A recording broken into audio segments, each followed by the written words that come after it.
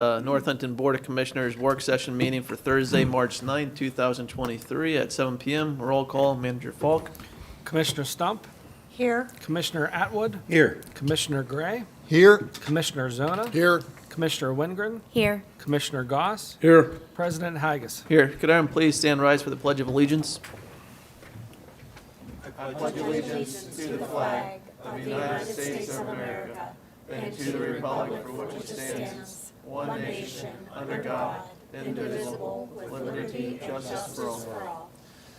If any residents would like to speak tonight, if you could please sign the book at the podium.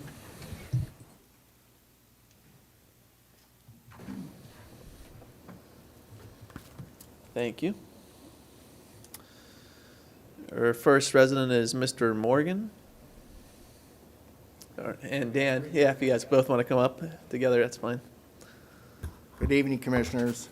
Why we're here tonight is we're part of the Friends of Northern Trail organization. Mind just give us both your names and address. I'm sorry. Yeah. I'm Bob Morgan of Northeast Drive and Dan Thank you, sir. Cornack of Northeast Drive also.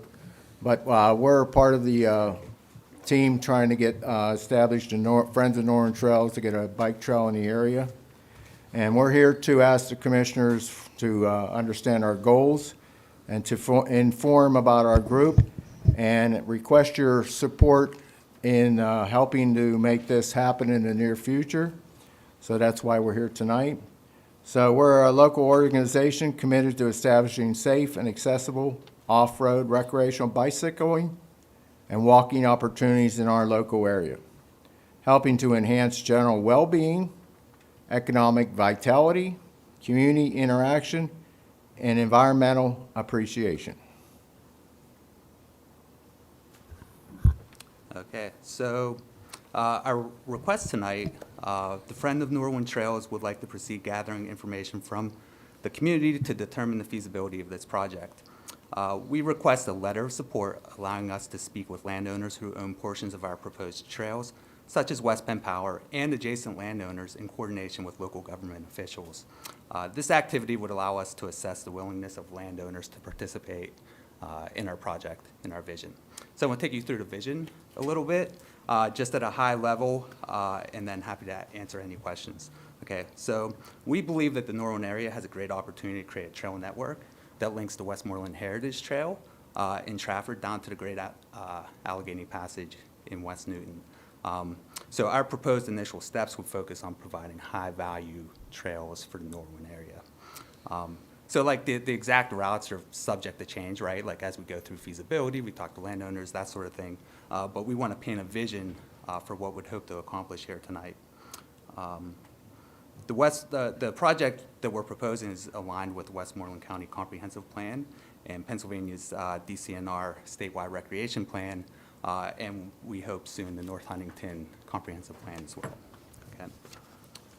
So if you turn to the first page, this is kind of like a bird's eye view of the high-level project that we'd like to embark on. Obviously, it would be a multi-year project, but this is kind of our end goal. So starting at the top, we have what we call the trolley line trail that will connect from Irwin up to Trafford and connect to the Westmoreland Heritage Trail, one of the major regional trails in the area.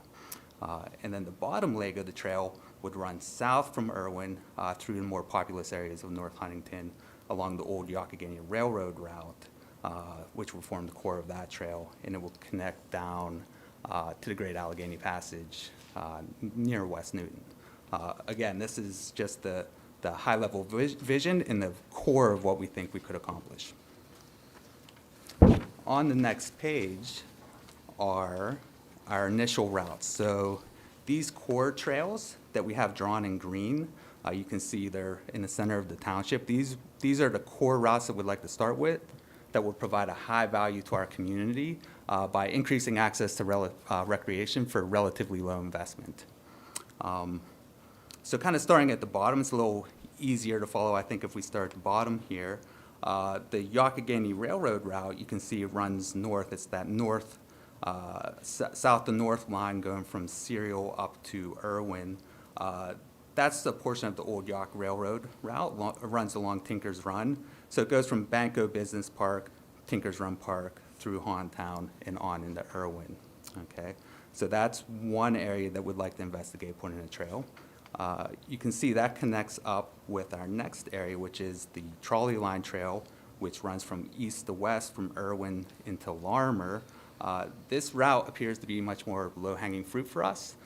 So while it's not as populous of an area, we think it's an easy start for us. And then a third trail that we would propose aren't exactly those connective trails up to the regional trails, but more of a spoke that we think would be a high value for the community, especially if we get the trolley line trail, which is the Public Works property, has a lot of open space there. We believe we could get a trail from Clifton Drive down into Larmer, linking with the trolley line. Okay, and then on the next page, zooming in just a little bit further, we have an illustration of how we think we could increase the value of these trails by creating or enhancing the adjacent recreation on these core trails that we're proposing, okay? So, again, starting at the bottom along Tinker's Run Park, we have existing hiking trails today with the possibility of mountain bike trails in that park. It's a nice wooded park, and also the potential linkage to go up to the high school campus, right? Moving north, Hilltop Park, I did a walk-through assessment with a local mountain biking group, and they feel that that park could support up to 2 miles of mountain bike trail. So again, something where we could enhance perhaps an underutilized park today and kind of increase the value of this trail. And then in the Public Works property, if you've been down there, it's a large level area. We think there's an opportunity to maybe do like a pump track, which is like a mountain biking sort of practice track, or a BMX track or something like that, right? So if we get a trail to there, sort of a spoke off of the trolley line trail, then that's just, again, high value for the community and additionally on township-owned land. So it's a little lower hanging fruit.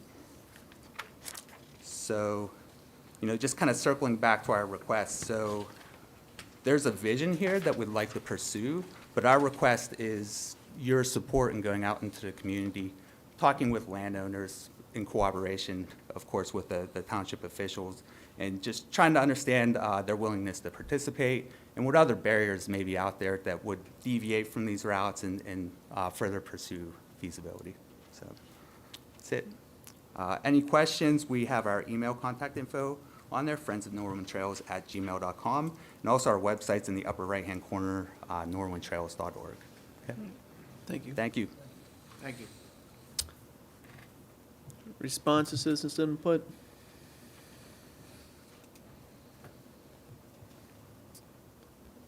I'd just like to thank you, gentlemen, for getting some of this information together, and I guess you guys said you're requesting a formal letter of support from the board here, I guess? All right. I Thank have you. no problem supporting that. I think we can, you know, if it's up to the board, we could add that Yep. to the agenda for next week. Yep, I'll be good with it. All right, thank you, gentlemen. Work section discussion topics, Manager Falk. Sure. Item number 1, we received a proclamation request from Montauk Choral Presentation Group. If the board would like, I can prepare a proclamation, and we can have a presentation for them at a meeting, at a regular meeting.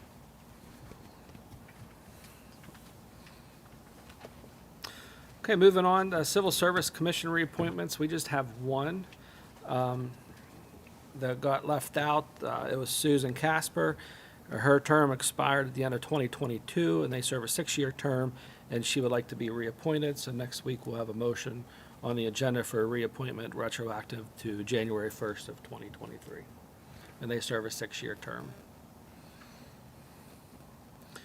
Item number 3, the Greenways Trails and Recreation Program grant. That recently opened up, and I think the deadline is the end of May. Going through the past awards and some of the things that were awarded last year, I felt that maybe we could apply for a grant for pickleball courts up at Oak Hollow, right next to the soccer field. There was a municipality over, I think, Lancaster County that was just awarded $250,000 last year, but they sent me their information. They did 8 courts for around $400,000. We just want to do 4 courts up there, and it would fit right next to the soccer field. There is a 15% match, so $250,000. 15% of that we can afford to do that either through our Parks Fund or Reserve Fund. Basically, we just have to get a quote from a landscape architect of how much it would cost to build those courts up there, then we can submit that part of the grant request. And there'll be a proclamation or resolution approved by the Board of Commissioners to submit with that grant. And there's other grants that are opening up for recreation. I don't have it on here tonight, but I feel that and Dan feels that maybe we can go after some grant money for a dog park and walking lights over at Lions Park. Again, those grants are awarded up to, that one up is, I think, $500,000. Or maybe look into the soccer field up at Oak Hollow Park, maybe redesigning that into a multi-purpose field of artificial turf. So you can have your football up there and play, and soccer play, and lacrosse teams play as well. They can rent out the fields by permit through the Parks Department. Dan believes something in the neighborhood of probably about $750,000 for that type of surface up there. So we'd have to, first get a quote, and then we can apply for several different grants. But if the board is on board with that, we can go ahead and get everything started and get those submitted for those projects. Just one question. Why would he want to use like an artificial turf? That's really rough to work out on. By that. Just the low maintenance. Okay. When you build the turf, the lines are already there for soccer, for football, and for lacrosse, and then they just have to set up their nets, things like that. And then we don't have to worry about mowing it, seeding it, fertilizing it, so it's low maintenance. We just have to worry about the drainage and make sure it's done properly for the water to drain off. Okay. It's also the same surface that these people end up playing on whenever they play their games. Almost every stadium around here is artificial now, so unfortunately, that's just the way it's going. Yeah, I think like Manager Falk said, believe it or not, I think I was one of the first people at Norwin that played on the high school field up there when they changed it over to the artificial grass, and it's cheaper to actually have that than the regular grass. Well, we'll work on preparing those grants and have resolutions and finding the match for those. On this one, will you be applying for the full 250? Yes. 250,000? Yeah, absolutely. All right, moving on. Item number 4, sponsoring Circleville volunteer firefighter for Pennsylvania Strike Team number 1. We received a request from, it's loading here, I apologize, from Alan Hariff. Alan, are you here tonight? Okay. He'll be able to speak more of this, but by us sponsoring it, we would pick up the insurance for that, the workers' comp. I think it'd be a great thing for the township to have, especially, a member of one of our firefighters or fire departments to be a member of. Alan, if you want to speak, or if anybody has any questions for Alan of more in detail of what this task force does for the fire department. Good evening. So I learned about Task Force 1 through a Con Ed program that I was taking for my EMT certification. So basically what they are is they're urban search and rescue team for southwestern Pennsylvania. I'm sure you guys are familiar with the bridge collapse in Pittsburgh, one with the PAT bus on it. They were down there, they had engineers on the team that made sure the structure was safe, and they were the ones that actually went underneath of the bridge to make sure there wasn't anybody trapped. So they do building collapses, structural collapses. They have 130 members on the team, I believe. Most of the members have to be in a sponsoring department. However, I possess a Class A CDL, and they have a tractor trailer, and they only have 2 drivers for it.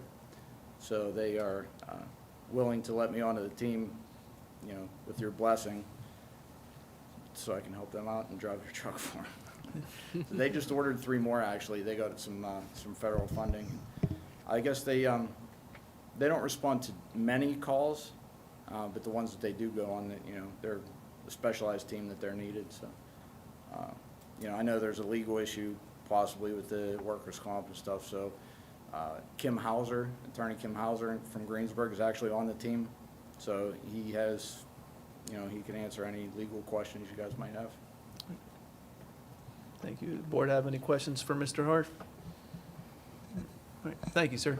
Alan, is this the same team that when there was that building collapse, I believe in Uniontown, that was able to save those individuals in the collapse? Yeah, actually, the gentleman that I Be like spoke the to when same they interviewed me, they said they were volunteer down there for firefighters. 9 hours with a female patient that was trapped inside that apartment building.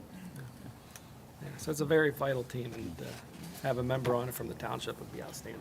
Yeah, I was gonna say, that's very prestigious to have one of our township firemen on there, and I definitely support that. I think that's definitely something that we should all support. Item number 5, motion for next week to advertise for Public Works employees. Last time we advertised in the fall, we advertised and we had about 45 to 50 applicants. Again, we're looking to replace 2 of them thus far. And we only need 2, but, you know, we'll see how many applicants we get. Some of the concerns that I'm hearing from my colleagues, my other managers, are people are applying that don't have CDLs. So if we see that, we may have to come up with something as far as maybe paying for the CDL, and they have to work here for so long. And if they leave, they have to pay some of that back. A CDL license is, I think, about $5,000 now to get. But again, we won't know until we advertise and get applicants. But that seems to be the trend out there, is other municipalities aren't getting employees with a CDL license. So, but we'll see. Item number 6 is the Act 172 Volunteer Tax Credit Program. As you know, we do offer tax credits for volunteer firefighters. This is extending that agreement for North Huntington Township residents that are volunteer firefighters with Irwin. They live here, but they volunteer at Irwin. So we have to do a resolution whenever we get applicants. We received the list of applicants, so those individuals will be part of the resolution next week. And this resolution provides that reciprocity for those individuals to receive that tax credit. Do we know of any who are with like maybe North Irwin or Paintertown or any other fire departments other than Irwin that live in the township? Assistant Manager Turley handles that. He just, from my understanding, he just received from Irwin, correct? Yes, and we looked back, we received this in 2019, and this is the basis for the agreement, what we did in 2019. But we hadn't received them last year or the year before, so I don't know why. So the ordinance spells out eligible departments, which are the 7 fire departments in the EMS. So obviously Irwin's not one in the ordinance. So this is how this was handled in 2019. So how we would handle it again. But to your question, we don't know because they're not eligible departments. They're in the ordinance, they're not eligible departments. So if somebody would send us applicants like that, we would need to do something like this that would make them eligible, what they're currently not, because they're not an eligible department. What we've seen to date is just a few years Irwin has submitted names. This is one of those years. So this is how we handle this a little separate. The regular list will be on for next week, but that's a little cleaner than what you see every year. But this agreement is I've only used it, I know, once in the past when we actually got a notice from them, our applicants. So that's why you're acting on this separately. But not for any of the other departments that I know of. I look back to 2019, and I don't believe we'd had any other, but like I said, they're not really eligible. You would have to do something like this to make them eligible, or change the ordinance or something like that. Yeah, that's fine. I just didn't know if we had anybody else that was, I mean, I know Paintertown's right across the street from North Huntington. You know, like, I just know if there was maybe anybody else, and if there is, I would be more than happy doing something like this for other departments as well. I think when we first adopted Act 172, it was just specifically for the township residents and township fire departments, and I think it's basically thank you for the volunteers, and maybe a possible recruitment factor. And at the time, I was kind of in favor of just making it for the township fire departments, but there was some members that were on Irwin that requested to get that tax benefit for volunteering down in Irwin. But, yeah, I mean, I'm comfortable with it again. Like I said, I was kind of in favor at the time before in the past to just keep it with the township's fire departments because it's a possible recruitment tool. I know people mentioned before there were some departments that maybe had trouble with membership. Maybe some of these people could join a township fire department versus Irwin. But, yeah, I'm comfortable putting it on the agenda. I'm good with it. That is all I have. All right. And I believe Director Fonzie wasn't able to make it tonight, but there is one item on planning and engineering topics that should be a property consolidation. Did anyone have any questions on that? I believe we received a memo at our desk when we came in tonight. Any questions on that? All right. If not, any old business? You just have other comment. Not any other further board comments? Yes, I'd like to propose that the township look into amending, I would think maybe it would fall under the noise ordinance maybe, but I've gotten a lot of calls from residents that have families that, in a residential area, that are riding dirt bikes in their yard, you know, like quarter-acre lots and throughout the day. And I mean, I've had several calls now that they say as soon as the kids get home from school, they're riding dirt bikes. And I mean, I don't think that falls into any ordinance or anything we have now. The several people I talk to, I tell them to call the police, and they do. And when the police come, there's really nothing they can do. They're on their property riding the dirt bike, but it's right against somebody's property. The one neighbor up in Ridge Road, they can't even go out into their backyard and do anything because these neighbors, all these kids are riding dirt bikes. I don't know if anyone else gets those calls. I've gotten numerous ones. Looking at the ordinance, looking at the noise ordinance, I mean, nothing really fits in there. Everything's at like after 10 o'clock at night or something like that. I don't know where else that would fit. Maybe making them have more property before they're riding a dirt bike in a residential neighborhood on a property.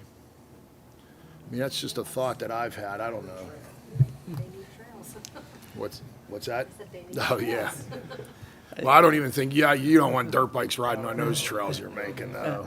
I know when we talked about the noise ordinance before in the past, I always thought it was a difficult thing for, as you're kind of saying, with the police department to even do anyway. So even if we had something in there about dirt bikes or quads, by the time the police department gets there, they're probably putting it away because they heard a neighbor yell over and complain at them. So I don't know. I mean, I wouldn't be opposed to listening to something, but it might be hard to police. Yeah, it's just a thought, and I think you're right. When they're riding on the road and they see a police car come, they take off. And I know the police are probably instructed not to chase them because you don't want them chasing a motorbike. But I don't know, maybe if they're in their yard, they don't know the police are coming, they can actually see them. I don't know, that was the only reason I thought. I don't know. I see it as an issue, and I know both of these people, the two that call me all the time have swimming pools in their backyard, and these people are kicking stones and dirt and dust into their pool, and it's like a nonstop problem they have. And I mean, just from looking at all of our ordinances, that was the only thing I could think of, is maybe have something where you need a little more than a quarter-acre piece of land to ride a dirt bike on. I don't know. It's just a thought. Yeah, we can. I'll have our code enforcement officer work with the solicitor's office of see what other municipalities have and Yeah. draft ordinance for If your they're throwing review. stones onto people's property, I think that's actionable. Across the property line, yeah. But the noise factor is tough. Yeah. I mean, it's tough to get an ordinance that, and then you need the police to be able to buy the requisite sound machines to register what it is. It's really it's a process. Yeah, and I guess I'm even saying, like, maybe not so much the noise, but that you need more property than a quarter acre to ride a dirt bike on. And if you're riding a dirt bike, and again, that goes back to how much do we patrol what somebody does on their own property. But when you're disrupting the lives of neighbors, because a dirt bike is pretty loud noise when it's in a neighborhood doesn't right have a against your muffler, house, right. yeah. That's kind of like what I'm thinking of, not necessarily it has to be up to a certain decibel of noise, it's just they couldn't ride it on their property at all. Like, a lot of these small neighborhoods, I don't see how you ride a dirt bike, but it's happening. I think that's more that where I'm coming from, other than like the noise part Sort of of it. health and safety kind of thing. Yeah, just a thought. I agree, and maybe the better way is to do the ordinance with a quarter of an acre. Say that there's some uses that you can't do on that Yeah. quarter of acre. I would like to bring up something that seems like this time of year, I've been getting questions about all the time, and that's dogs at the park. I've had a couple people complain about, at Indian Lake, we cut off the walking of dogs. And one of the issues is lighting. I guess that park has lighting and some of our other parks do not. So I would like to see us, and the parks are supposed to be for everybody, not just a certain few people. But I would like to see us either amend that ordinance to allow the dog walking year-round, with the understanding that the dogs have to be controlled and picked up after, or possibly getting some additional lighting at all of the other parks, including the little community parks. And we can go after grants for that type of lighting, maybe some solar lighting that does not need electricity, electric run or anything like that, but it can be there whenever it's like dawn to dusk or whatever, so that people feel a little bit more comfortable walking their dogs. So, a gal came up to me last night and spoke to me about it, and I promised her that I would get in touch with Director Miller, and I did. We spoke over the telephone. Now, I can tell you what he said, but I would rather him tell you guys what he said coming out of his own mouth. But I mean, I'm willing to put in what was said, and maybe Director Miller can clarify next week more of what he said on this. Now, this only has to do with Indian Lake. I want the public to know all other parks do receive dogs all year round. It's only Indian Lake. And that came to be in the year 2012. There were complaints that came in. A lot of it has to do with the massive amount of activity that's on Indian Lake, the people, the kids, the children on their bicycles. It had, according to Director Miller, it has nothing to do with dog poop. He made that very, very clear. That's not what that ordinance went into place in 2012 for. The concern was that some dogs want to chase kids on bicycles. And as the weather warms up, more activity, there's concern for the children on their bicycles. Also, the geese have a tendency to arrive and hang out. And it's not so much the geese dung, or the goose dung, rather. It has to do with the dogs wanting to chase the geese, pulling the owner, slipping out of their harnesses, or just literally pulling out. The whole thing behind this, according to Director Miller, was the safety of the vast amount of people that are going to be at that park starting in, I think it's April 1st to 31st of September, or the end of October. Yeah.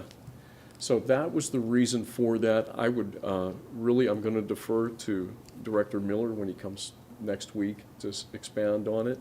But that's what my conversation with him today, from my best recollection, resulted from. Thank you. I guess it's funny, a few other commissioners brought this up. I was contacted by a few people too about dogs in the park, and I think you kind of quoted Director Miller right, because I was here when we talked about all of that, and I think it was more of a safety issue with more people in the park, and that walking path is fairly wide, but not wide enough with the dog and maybe some families walking and whatnot. So that was, I think, what the direction we went at that time, just the off-season I think we could maybe talk to Director Miller, even maybe, if there's maybe a certain time, maybe earlier in the morning or later in the evening, where there's maybe not as much traffic in the parks, that we maybe allow dogs in the park after 6 PM or whatever it might be, or before 8 AM, something of that nature. I mean, whatever Director Miller might have an idea, but maybe try to find some middle ground between, so then families can know, hey, if you don't want to be around dogs, get there before or after that time, maybe, and still let people that have the dogs and want to go too. Yeah, and I think a lot of it was about no lighting at the other parks. Yes. So maybe we could do Yeah. something about that too. Yeah, I think Manager Falk mentioned that too, exploring some of those options. Yeah, I want to bring up the parks. We had a resident reach out about the fact that the swings are taken down pretty early for winter maintenance. And he wanted us to maybe discuss leaving them up, just because we have had a pretty mild winter this year. They're not able to take full use of the parks, and they're having to go out of the area to parks that leave their swings up year-round. Dan Miller did respond, and I don't think that he was really for leaving them up longer, because he said it extends the life of the swings. But I think we could discuss maybe the cost benefit of maybe leaving them up so people can enjoy the parks year-round, and replacing them. Yeah, I'd support, I got that email too. I'd support leaving them up all year round, because if you look, we've had 80-degree days in February and in January even, and we're forcing our residents to travel outside our township to go to other parks that have their swings up. So I agree. I think it's a very small thing to do, and if we have to buy a set of swings a year early, so be it.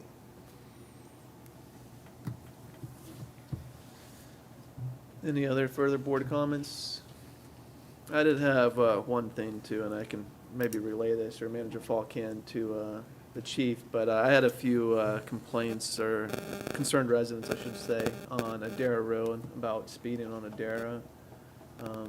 Possibly see maybe if the chief can try to send a patrol through the area, or if we have any available speed signs, maybe to put up on the road somewhere safe. If I can feed off of that, yeah, I got that call. I went over, I took my wife and I, and we visited 2 families on Ardera Road.